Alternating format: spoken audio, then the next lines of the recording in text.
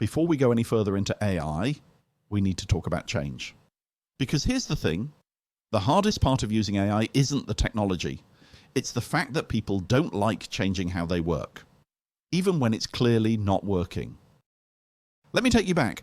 Early days of the car industry, painting a single car took 37 days. That's not a typo. 37. And the color options, basically black or faster black, because black dried fastest.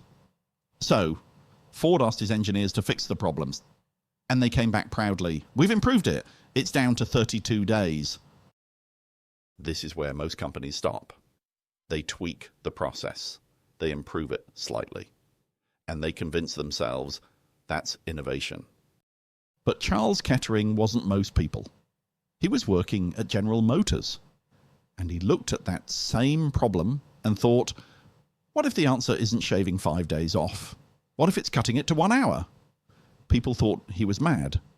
Because that's what real innovation sounds like at first.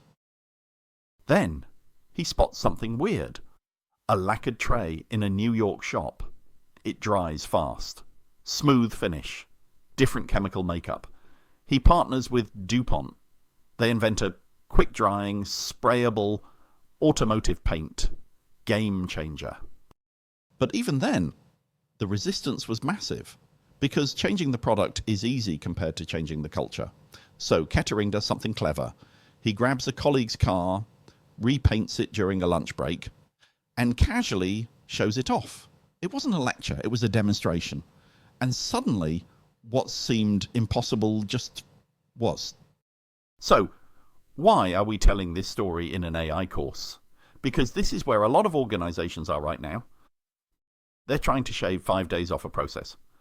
But the real value of AI, it's about changing the entire approach. Before you get caught up in prompts and platforms and policies, you need to ask, are we chasing 32 days when we could be building a 1 hour process? That's why we're not starting with the tech. We're starting with the mindset.